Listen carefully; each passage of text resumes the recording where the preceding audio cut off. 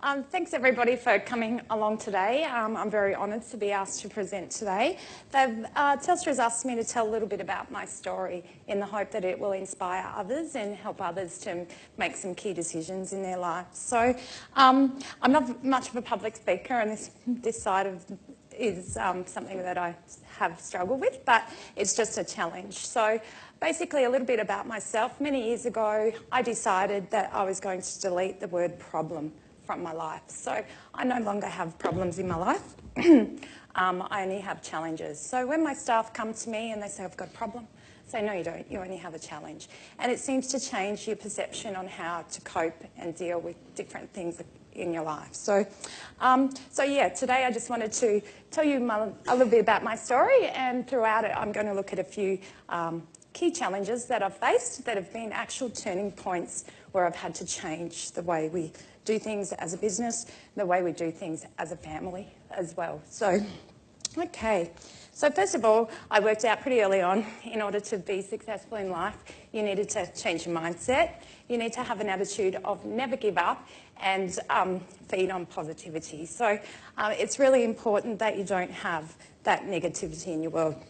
And at every opportunity you can, you need to embrace opportunities. You need to be open to them and take them all on board.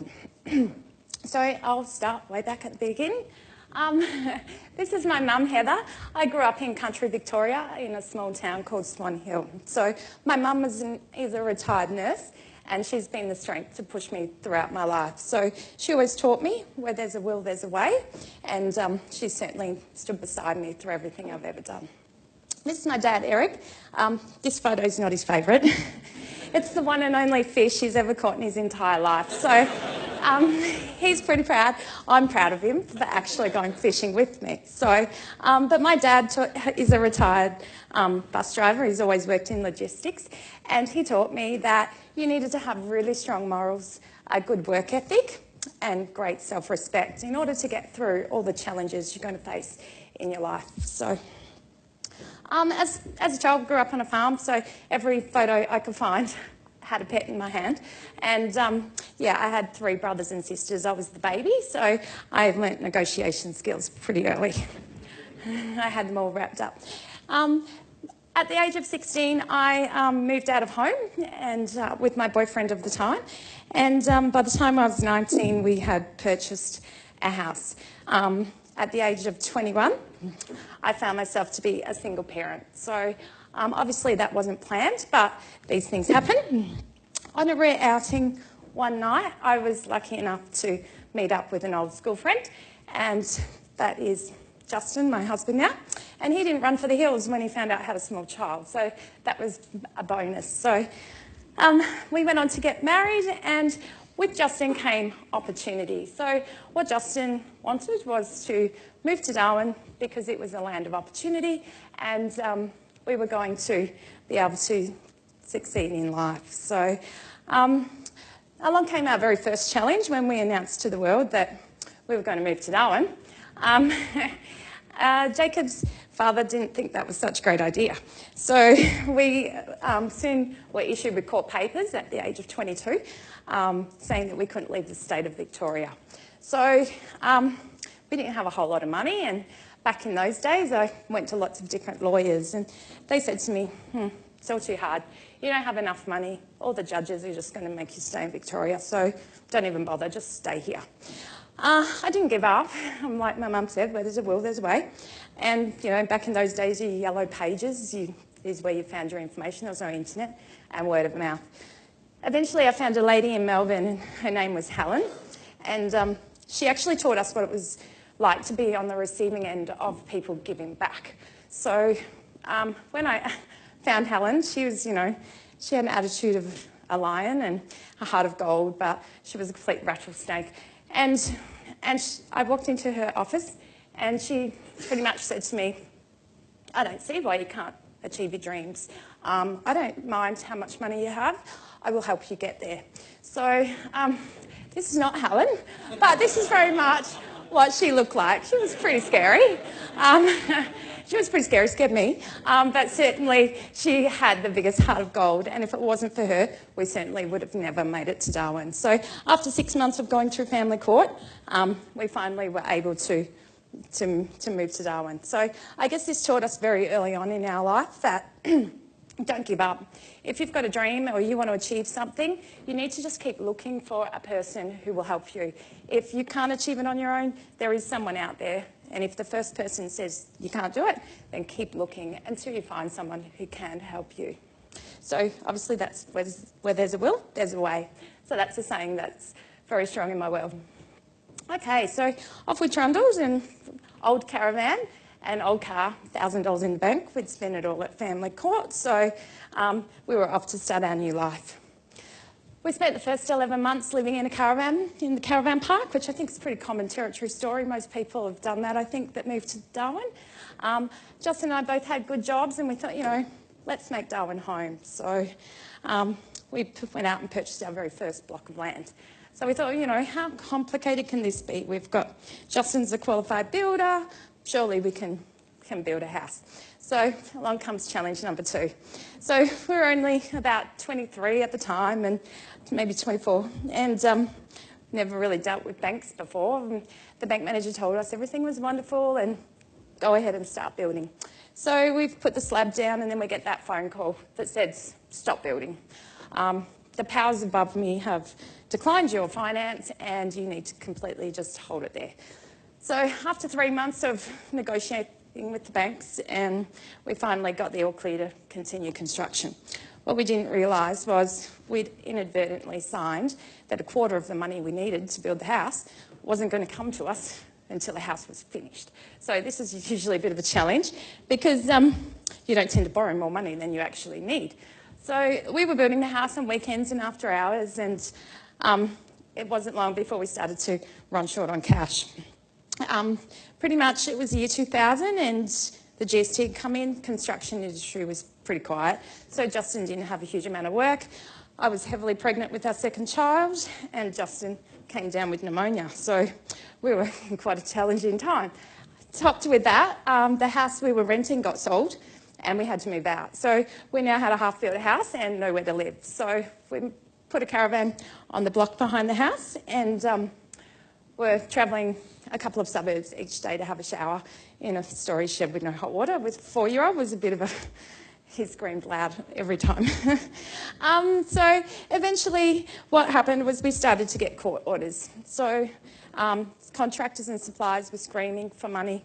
They wouldn't do any more work on the house until we paid them. But unfortunately we had this light that said, there's money there, but you just got to finish it to get there. So in the end, we had to completely swallow our pride and pretty much negotiate to complete the house. So luckily, everybody was understanding and accepted that they wouldn't get any money if they didn't help us. So we were able to do that. But this taught us really early on about building reserves. So we learnt pretty young that you need to have those reserves for times when you need them. So you need to have a backup plan.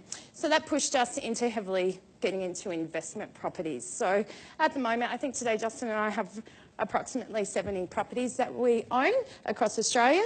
And from that, we were able to build another business called Abode Property Management. So Abode Property Management is here in Darwin. We have a team of amazing people in there, and we manage about 130 properties. So we've taken a whole different approach to property management, and we're completely technology focused. So it's a real turning point on that side of things. So once we've obviously finished the house and you know, worked out we had to do something different, so gee, this is boring, now we haven't got anything left, we need a new challenge. Justin was working as a contractor and I was working in a full-time job as an office person, and we thought, hey, we've run out of challenges, we need a new one, so why don't we buy a business? Well, this can't be too hard, this will be great. So we looked at purchasing a franchise business, and we thought this would be wonderful. We'll get a business in a box, perfect, it'll land here, we'll open it up and have all the mentoring, all the coaching, policies, procedures, you name it, and we'll we'll end up with a successful business. As you can see, we weren't very old. Determination was definitely something that was the key. But as soon as this building company landed here, we soon realised you can't pick up a company from interstate to build houses and landed in Darwin. The construction methods are different, policies, procedures don't work, and it wasn't long before all their mentoring and coaching disappeared because they realised they'd sold us a lemon. So this is our very first display home. We worked 7 days a week. Our kids would come here and sleep in swags overnight time so we could get things done. We had no idea what we were doing, but we went to every course we could find in order to achieve our goals of becoming successful. So we set about learning and did everything we could to learn. Funnily enough, we were one of the most successful franchisees that they'd had. So when it came time that we said, we don't want to pay you any money anymore for doing nothing, they fought us in court. We were obviously lucky enough to win, and Abode New Homes was born. So Abode New Homes was the 2017 Australian Small Builder of the Year, as noted by the HIA. We've also been the most professional builder in Darwin for the last 8 years in a row, and we've won the Telstra Business of the Year, and more recently, the Telstra Businesswoman of the Year.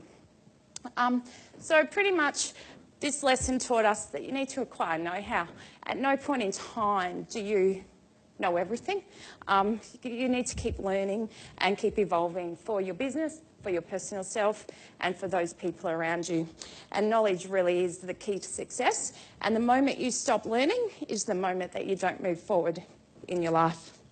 So today, we're still doing courses. We go overseas, in Australia.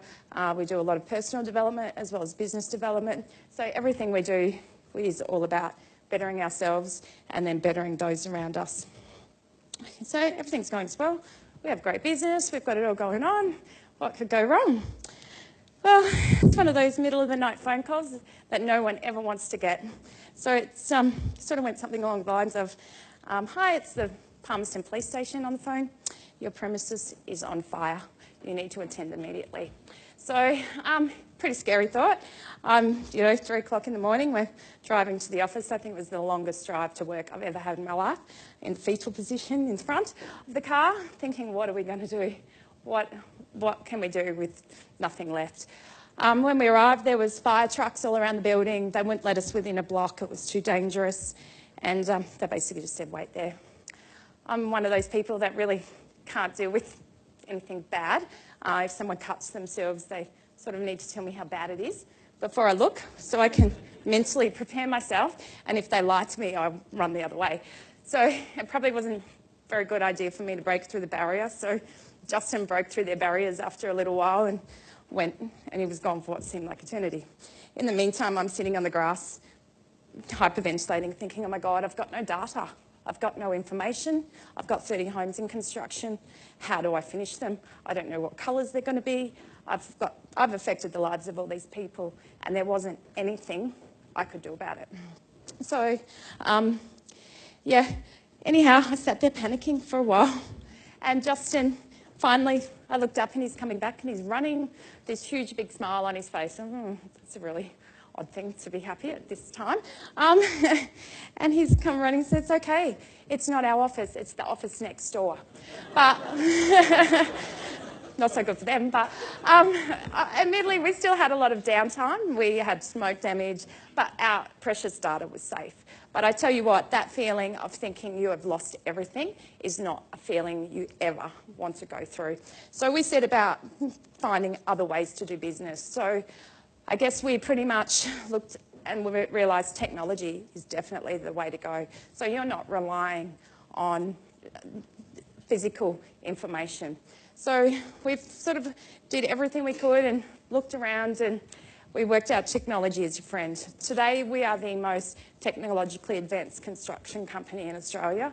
We work heavily to make sure everyone is communicated with, all our data is protected, and we've just embraced technology through and through.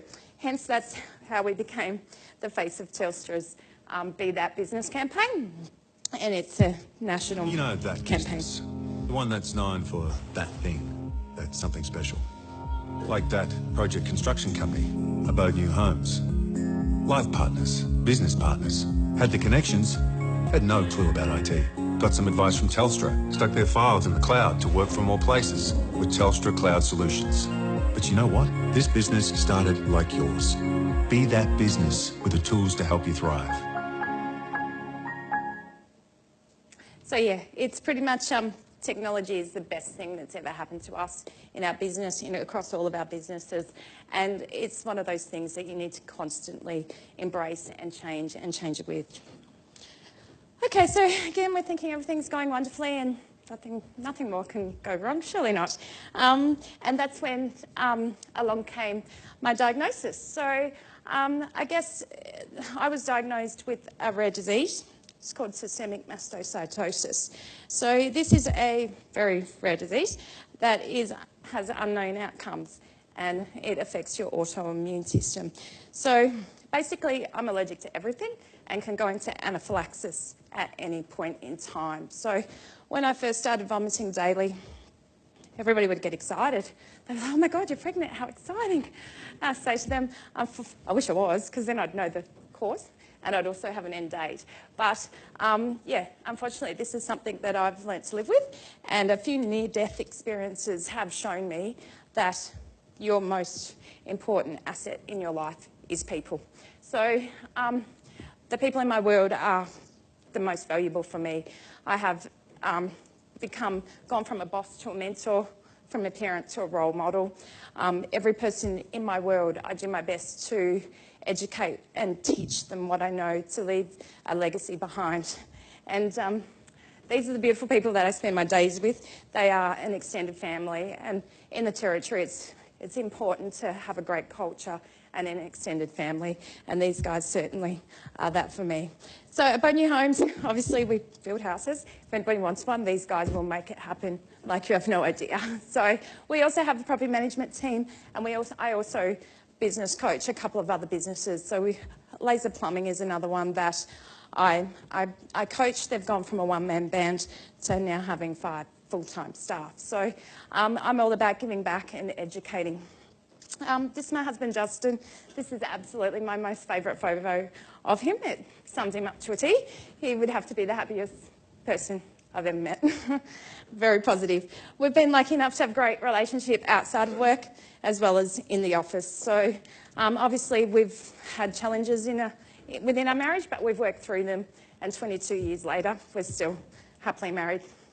These are my 3 beautiful boys. So I don't have a pointer, so I'll just point. This is Cody, he's 17 and he's achieving great things in his life. Bradley, who's the youngest, he's 12. He's a good negotiator, he's going to go a long way. And this is Jacob, who is 24. So Jacob, he has done amazingly, and we've mentored and coached him. He has his own investment portfolio. He's a qualified electrician, and he's gone through a huge amount in his life. And Cody is now an ICT apprentice, so they are doing really well. So I guess my message to a lot of people now is they don't believe that you can get into home ownership. A lot of people go, oh, kids these days, they can't own a house. Unfortunately, it's not that at all. Kids these days just don't have or don't know about financial literacy. So my goal now is to mentor and coach others into teaching the next generation some financial literacy and showing them that they can achieve great goals. I'm going to digress a little bit here, which I normally wouldn't. Easter weekend we went camping, and as we do, we're a very close-knit family, and there was an accident, and Jacob, who's 24, ended up with a broken leg in the hospital. I nearly wasn't here today. He was one of the rare ones that, when you go to the hospital and they tell you all the worst possible case scenarios. Yeah, well, he was 1 in a million that got the worst possible case scenario. So he's only just woke up from his coma 2 days ago. So it was a challenge for me to come here today and do this talk.